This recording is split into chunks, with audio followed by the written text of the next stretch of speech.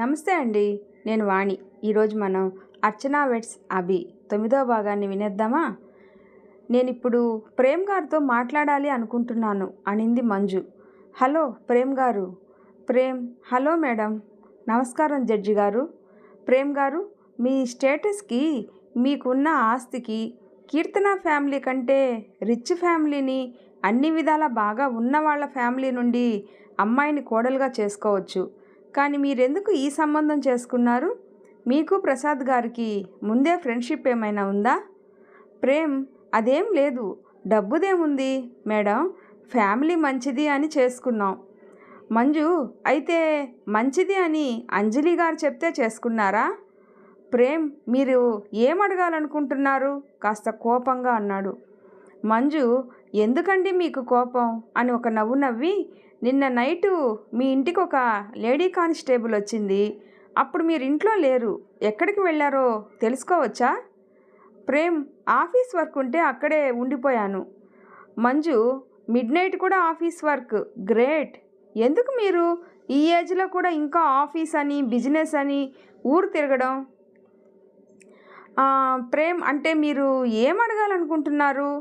మంజు ఏమీ లేదు. ఇక్కడ కొడుకు కాపురం చెడిపోతుంటే మీరింత కష్టపడి సంపాదించి ఏం చేయాలి అని. ప్రేమ్ కోపంగా, మీరు మీ లిమిట్స్ని క్రాస్ చేస్తున్నారు మేడం. నేను వాళ్ళిద్దరి మధ్య ఏం జరుగుతుందో తెలుసుకోవడం లేదు అని మీరు అనుకుంటున్నారా? మంజు ఓ అయితే ఎవరిని అడిగి తెలుసుకుంటున్నారు? అంజలి గారినా అని చురుగ్గా చూసింది. ప్రేమ్ వెంటనే సైలెంట్ అయిపోయాడు. వెంటనే మంజు, నిన్న మీరు ఆఫీస్లో లేరు అనడానికి ప్రూఫ్ ఉంది. ఆఫీస్లోనే ఉన్నారు అనడానికి మీ దగ్గర ఏమైనా ప్రూఫ్ ఉందా అని అడిగింది. ప్రేమ్ చుట్టూ చూస్తూ ఉన్నాడు. ఏమీ మాట్లాడటమే లేదు. మంజు చెప్పండి, పోనీ నేను చెప్పనా అని. Please my lord, watch this CCTV record అని ఒక టేప్నిచ్చింది. జడ్జి గారు అది చూసి, చెప్పండి మిస్టర్ ప్రేమ్ గారు, మీరు నిన్న అక్కడ ఏం చేస్తున్నారు? మంజు అది అంజలి గారు ఉండే ఇల్లు మై లార్డ్. ఆ ఇల్లు అంజలి గారిదే అనే ప్రూఫ్ కూడా మీకు నేను ఆల్రెడీ సబ్మిట్ చేసేసాను. చెప్పండి ప్రేమ్ గారు, అంత నైట్ మీరు అక్కడేం చేస్తున్నారు? ప్రేమ్ అది నా పర్సనల్ అని అన్నాడు కాస్త గంభీరంగా. Manju fine, good. మీ కోడలు డెలివరీ టైంలో మీరు ఎక్కడున్నారు? మీకు మీ కోడలంటే చాలా ఇష్టం ఉన్నట్టుంది. అందుకే లాస్ట్ టైం చెప్పారు కదా, మీ ఆస్తిలో 30% తనకి భరణంగా ఇచ్చి తన పెళ్లి చేస్తాను అని. దాని ప్రకారం చూస్తే మీరు డెలివరీ అప్పుడు పక్కనే ఉండి ఉంటారు కదా? ప్రేమ్ లేదు, నేను కాన్ఫరెన్స్ కోసం వేరే సిటీకి వెళ్ళాను. మంజు ఎవరితో వెళ్ళారు? ప్రేమ్ పార్ట్నర్స్తో అన్నాడు. మంజు ఎలాంటి పార్ట్నరు అనింది. ప్రేమ్ అంటే అన్నాడు. మంజు చెప్తాను అని. ఇది డెలివరీ ముందు రోజు ప్రేమ్ ఇంకా అంజలి గారు కలిసి వెళ్ళిన సిటీకి బుక్ చేసిన ఫ్లైట్ టికెట్స్ అండ్ స్టే చేసిన హోటల్ అడ్రస్, ఇంకా అక్కడ సీసీటీవీ ఫుటేజ్. ప్రేమ్ ఇప్పుడు వాటన్నింటికి ఈ కేసుకి ఏమిటి సంబంధం? మంజు ఉంది ప్రేమ్ గారు, సంబంధం ఉంది. ప్రేమ్ ఎలా అన్నాడు. మంజు ఎందుకంటే మీకు అంజలి గారికి ఉన్న సంబంధం సక్రమమైంది కాదు. ఆ బంధానికి మీరిచ్చిన గిఫ్ట్ అంజలి గారి అన్న కూతుర్ని మీ కోడలుగా చేసుకోవడం. ఇదే నిజం, అవునా కాదా? ప్రేమ్ కాదు అన్నాడు. మంజు మరి ఎలా? మీ ఇద్దరికి సంబంధం లేకపోతే అంత మిడ్ నైట్ మీరు అక్కడేం చేస్తున్నారు? కాన్ఫరెన్స్ అని చెప్పి అంజలి గారితో ఆ స్టేషన్ వెళ్ళి స్టే చేయాల్సిన అవసరం ఏముంది అని తన ప్రశ్నలతో మొత్తం ప్రూఫ్లతో ప్రేమ్ని ఉక్కిరి బిక్కిరి చేసేసింది మంజు. విసిగిపోయిన ప్రేమ్, అవును నాకు అంజలికి రిలేషన్ ఉంది. అయితే ఏంటి ఇప్పుడు? దానికి ఈ కేసుకి సంబంధం ఏంటి? Manju so it's clear your honour. So ఆస్తి కోసమే మిమ్మల్ని అంజలి గారు ట్రాప్ చేశారు. అంతేకాకుండా తన ప్లాన్ ప్రకారమే మీ ఇంటికి తన కోడల్ని పంపింది అని నేను అంటున్నా. ఎందుకంటే ప్రసాద్ గారు గత 2 yearsగా లాస్లోనే ఉన్నారు. అలాంటి ఇంటి నుండి అమ్మాయిని కోడలుగా ఎందుకు తెచ్చుకున్నారు? పోనీ వాళ్ళకి మీకు ముందే రిలేషన్ ఉందా అంటే ఏమీ లేదు. కేవలం అంజలి గారు చెప్పారు అని మాత్రమే మీరు ఈ పెళ్ళికి ఒప్పుకున్నారు, అవునా? ప్రేమ్ మీరు ఎలా మాట్లాడుతున్నారో, ఏం మాట్లాడుతున్నారో నాకు అసలు అర్థం అవడం లేదు. అంజలికి నాకు రిలేషన్, అది నా పర్సనల్. దాని గురించి నేను ఇక్కడ మాట్లాడాలని అనుకోవడం లేదు. అండ్ నేను నాకు నచ్చి వాళ్ళు మా వాళ్ళు అనే ఈ పెళ్ళికి ఒప్పుకున్నాను. అంతేకాదు, ఇక ఆస్తి అంటారా, నా సంపాదన ఇది. నాకు నచ్చిన వాళ్ళకి ఇచ్చే రైట్ నాకుంది. ఇక మీరేమైనా అడగాలి అని అనుకుంటున్నారా అని అన్నాడు చాలా కోపంగా. మంజు, చాలు చాలు, చాలా థ్యాంక్స్, మీరు వెళ్ళొచ్చు. మైలార్డ్, అర్థమవుతుంది కదా, ఇది కేవలం డబ్బు కోసం, స్టేటస్ కోసం అంజలి గారు జరిపించిన పెళ్ళి. ఇక ఆ విషయాన్ని పక్కన పెడితే కీర్తన వచ్చి బోన్లో నిలబడింది. మంజు, హాయ్ మిస్ కీర్తన, నైట్ బాగా నిద్రపోయారా? కీర్తన అని తలదించుకుంది. మంజు, అవును, మీకు ప్రీ డెలివరీ అయింది కదా, రీజన్ ఏంటి? కీర్తన, నాకు తెలీదు, నాకు సడన్గా బ్లీడింగ్ అయింది. అత్తమ్మ హాస్పిటల్కి తీసుకువెళ్ళారు. తర్వాత నేను స్పృహలో లేను. నెక్స్ట్ డే బేబీ పుట్టాక నాకు తెలిసింది. మంజు, ఓకే గుడ్, మీరు ఇక్కడే ఉండండి. మైలార్డ్, నేను ఇప్పుడు కీర్తనకి డెలివరీ చేసిన డాక్టర్తో మాట్లాడాలి అని అనుకుంటున్నాను. డాక్టర్ గారిని కూడా ఇక్కడికి పిలవడం జరిగింది. Doctor Sharanya, please come. Doctor Sharanya, hello ma'am. Manju, hello doctor, ముందుగా సారీ మీ టైంని ఇలా వృధా చేసినందుకు. శరణ్య, అయ్యో పర్లేదండి, చెప్పండి. మంజు, మీకు తెలుసు కదా ఇక్కడ ఏం జరుగుతుందో. కీర్తనకి ప్రీ డెలివరీకి కారణం ఏంటి? శరణ్య, నేను రీజన్ బయటికి చెప్పను అని అభికి మాట ఇచ్చాను. బట్ ఇక్కడ లైఫ్కి సంబంధించిన ఇష్యూ జరుగుతూ ఉంటే నేను మాట్లాడకుండా ఉండలేకపోతున్నాను. సారీ అభి. కీర్తన ప్రీ డెలివరీకి కారణం తను 8th మంత్ ఎండింగ్లో ఇంటర్ కోర్స్ చేయడం. దానివల్ల ప్రెషర్ పెరిగి బ్లీడింగ్ అయింది. ప్రియా తనని హాస్పిటల్కి తీసుకువచ్చే లోపే సిచ్యువేషన్ చేయి దాటిపోతుంటే ఇంకా అందరి కోసం చూడకుండా ఆపరేషన్ చేయాల్సి వచ్చింది.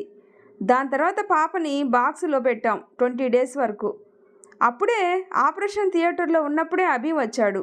నేను చాలా కోపడ్డాను తనని అలా చేసినందుకు. గిల్టీగా ఫీల్ అయ్యి ఈ విషయం బయట ఎవరికి తెలియకూడదు అని నాతో ప్రామిస్ చేయించుకున్నాడు. Manju, thank you doctor, please note this point your honour. ఇప్పుడు నేను ప్రియ గారితో మాట్లాడాలి అనుకుంటున్నాను. ప్రియా, నమస్తే అండి అనింది. మంజు, చెప్పండి, డెలివరీ ముందు రోజు ఏం జరిగింది? ప్రియా, ఎప్పటిలానే ప్రేమ్ ఆఫీస్ వర్క్ అని అవుట్ ఆఫ్ స్టేషన్ వెళ్ళాడు. నేను కిట్టి పార్టీ ఉంటే వెళ్ళాను. అభి ఆఫీస్ నుండి ఏదో వర్క్ అని డైరెక్ట్ అక్కడి నుండి వేరే సిటీ వెళ్ళాడు. నేను వచ్చేసరికి చాలా లేట్ అయిపోయింది. అప్పటికే అభి నాకు చాలా టైమ్స్ కాల్ చేశాడు, ఇంటికి వెళ్ళిపో, కీర్తన ఒక్కతే ఉంది అని. కానీ నేను వెళ్ళేసరికి కాస్త ఆలస్యమైంది. అప్పటికే కీర్తన కడుపు నొప్పి అని పడుకోనుంది. నేను వెళ్ళి డిన్నర్ కోసం లేపాను. వాష్రూమ్ వెళ్ళి వచ్చిన తను బ్లీడింగ్ అవుతుంది అని చెప్పడంతో వెంటనే హాస్పిటల్కి తీసుకువెళ్ళడం, ఆపరేషన్ స్టార్ట్ చేశారు. అంతలో అభి రావడం, ఇవన్నీ జరిగిపోయాయి. మీరు చెప్తున్న దానిలో నిజం ఏమి ఉంది అని అనుకోవచ్చు యువర్ ఆనర్. దానికోసం ప్రూఫ్ అభి ట్రావెల్ చేసిన ఫ్లైట్ టికెట్ చూపించిన మంజు. ఓకే, ఇక లాస్ట్ వన్ ఇది, పాపకి అభికి చేసిన DNA report. Please check this. అది చూసిన జడ్జి గారు వాట్ అని అరిచాడు. ఎస్ యువర్ ఆనర్, అసలు ఈ పాప అభికి పుట్టిన పాపనే కాదు, తను కీర్తనకి తన బాయ్ ఫ్రెండ్ కమ్ బావ అయిన మిస్టర్ ప్రదీప్కి పుట్టిన బిడ్డ. ప్రదీప్ ఎవరో కాదు, అంజలి గారి కొడుకు. ఒక 10 నిమిషాలు కోర్టు ఆవరణం అంతా సైలెంట్గా ఉండిపోయింది. అసలు ఎవరికి ఏమీ అర్థం కావడం లేదు. సైలెంట్ని ఛేదిస్తూ జడ్జి గారు, అసలు ఏం జరిగింది మంజు గారు, ఏమిటిదంతా? ఒక గృహహింస కేసుగా వచ్చిన ఈ కేసు తర్వాత విడాకులుగా మారింది. ఇప్పుడేమో అసలు ఏమీ సంబంధమే లేకుండా ఏదో జరుగుతుంది. అసలు ఏంటిది అంతా? మీరు ఈ DNA టెస్ట్ చేయించడానికి కారణం ఏంటి? అయినా పర్టికులర్గా ప్రదీప్తోనే టెస్ట్ చేయించాలి అని మీకెందుకు అనిపించింది అని తన డౌట్స్ అన్నీ అడిగేశాడు. ఎస్ మై లార్డ్, అన్నీ క్లియర్గా నేను వివరంగా చెప్తాను మీకు. అసలు ఈ కథకి స్క్రీన్ ప్లే, డైరెక్షన్ అంతా అంజలి గారిది. కీర్తన కేవలం హీరోయిన్ మాత్రమే. ఇది ఇప్పుడు మొదలవలేదు, 4 సంవత్సరాల క్రితం మొదలైంది. ప్రేమ్ ఇంకా అంజలి గారి హస్బెండ్ శ్రీనాథ్ ఇద్దరు ఒకే ఆఫీసులో వర్క్ చేసేవారు. అప్పటికే చేసిన బిజినెస్లో లాస్ వచ్చి జాబ్ చేస్తున్నాడు శ్రీనాథ్. ఆల్రెడీ బిజినెస్ చేసిన అనుభవం ఉండడంతో అప్పుడు ప్రేమ్ కూడా బిజినెస్ చేయాలి అనే ఆలోచనతో శ్రీనాథ్ గారికి బాగా క్లోజ్ అయ్యాడు. ఆ ఫ్రెండ్షిప్ ఆఫీస్తో ఆగలేదు, ఇంటికి కూడా వెళ్ళింది. అప్పుడే ప్రేమ్కి అంజలికి పరిచయం ఏర్పడింది. ఆ పరిచయం బంధంగా మారింది.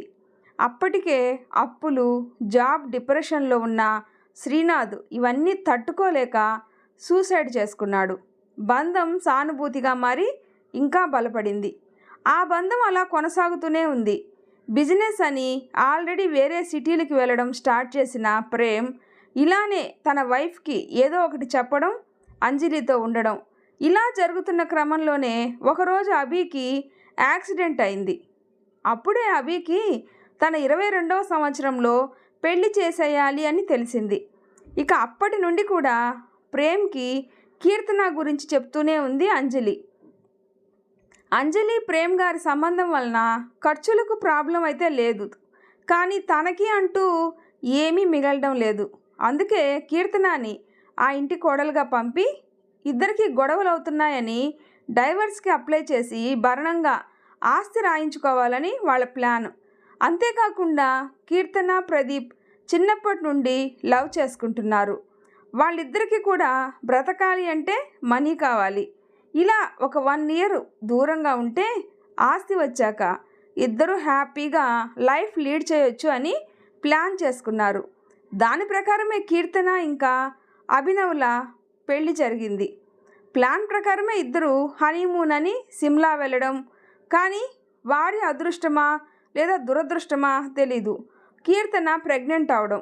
అది ఒక సైడు అది ఇద్దరికీ మంచిదనే అనుకున్నారు.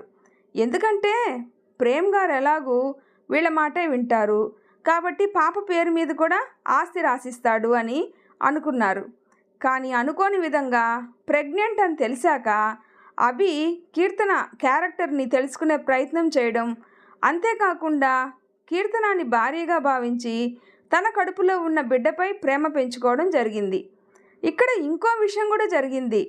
ఒకరోజు పుట్టే బిడ్డ గురించి మాట్లాడుతూ తనకి కాలేజీ టైంలో ఉన్న క్రష్ గురించి చెప్పి ఆడపిల్ల పుడితే అంత బాగా పెంచాలి అని, అలా బాగా చదివించాలి అని చెప్తూ ఉంటే దాన్ని ఆసరాగా తీసుకొని ఇంకా తనకి ఆ అమ్మాయికి సంబంధం ఉంది అని వీళ్ళు కేసు వేశారు.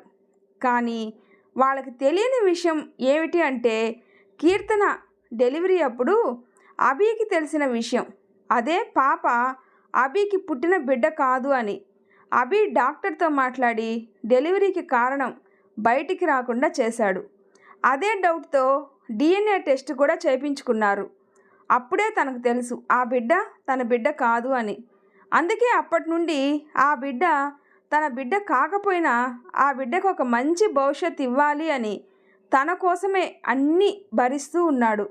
మొదట గృహహింస కేసు నోటీస్ అయిన రోజు కూడా కీర్తన డ్రింక్ చేసి వచ్చి పాపకి పాలు పట్టబోయింది. అది చూసి కోపంలో తనపై చేయి చేసుకున్నాడు అభి. దానిని కారణంగా చూపిస్తూ ఆ రోజు నైటు వాళ్ళ ఇంటికి వెళ్ళిపోయి నెక్స్ట్ డే తనపై కేసు పెట్టింది. తప్పులన్నీ వాళ్ళ వైపు ఉన్నా అభి తనని బ్లేమ్ చేయడం తట్టుకోలేక కనీసం ఆ విషయంలో మాట్లాడాలి అని కూడా లేక అలాగే సైలెంట్గా ఉండిపోయాడు. అంతేకాదు కీర్తనకి కొన్ని ఫొటోస్ ఎవరో పంపారు అని అభి ఇంకో అమ్మాయితో క్లోజ్గా ఉన్న పిక్స్ చూపించి వేరే కేసు వేశారు.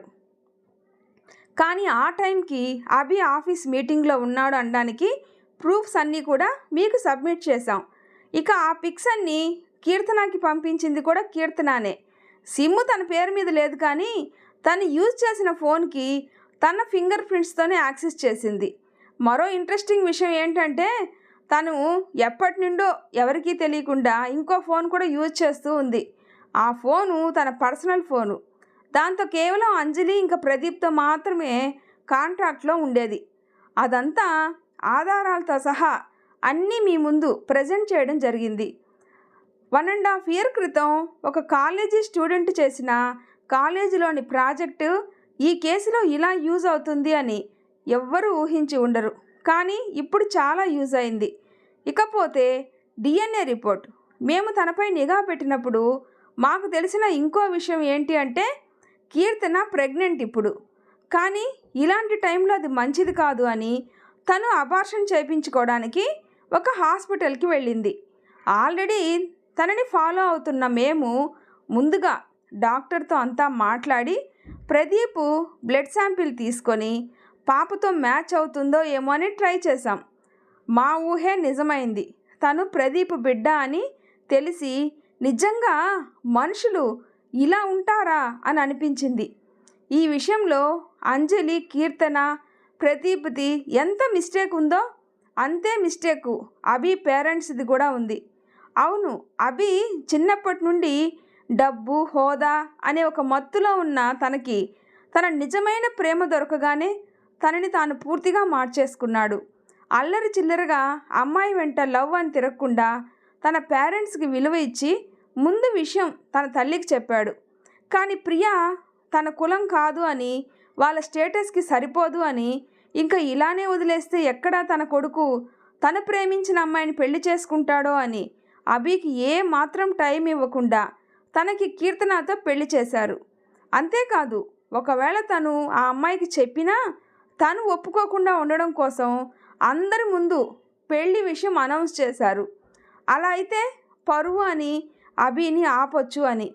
వీళ్ళంతా ఎవరికి నచ్చిన ప్లాన్లు వాళ్ళు వేసుకొని అందరూ కలిసి తమ స్వార్థం కోసం చేసిన పన్నాగంలో పావులా మారి చివరికి ప్రేమించిన అమ్మాయి తన జీవితంలోకి రాక కనీసం పెళ్లి చేసుకున్న అమ్మాయినైనా బాగా చూసుకోవాలి అని తను అడ్జస్ట్ అవుతున్న టైంలో తన జీవితంలోకి ఇంకొక ప్రాణి వస్తుంది అని తెలిసి ఎంతో సంతోషంగా ఉన్నవి అన్నీ మర్చిపోయి కేవలం తనకి పుట్టబోయే బిడ్డ కోసమే ఎన్నో ఆశలు పెట్టుకొని కీర్తనకి ఉన్న చెడు అలవాట్లతో ఎక్కడ తన కడుపులో ఉన్న బిడ్డకి హాని కలుగుతుందో అని చెప్పి అన్ని వేళలా కాపు కాచుకొని ఉంటే ఆ పుట్టిన బిడ్డ తంది కాదు అని తెలిసినా ఎవరైనా ఏం చేస్తారు? ఇలా శిలలా నిలబడ్డం తప్ప అనింది లాయర్ మంజు. తర్వాత ఏం జరుగుతుందో నెక్స్ట్ పార్ట్లో విందామా? ఈ స్టోరీ కనుక మీకు నచ్చినట్లయితే ప్లీజ్ లైక్ చేసి షేర్ చేయండి, సబ్స్క్రైబ్ చేసుకోండి. స్టోరీ ఎలా ఉందో తప్పకుండా కామెంట్ చేయండి. Thanks for listening.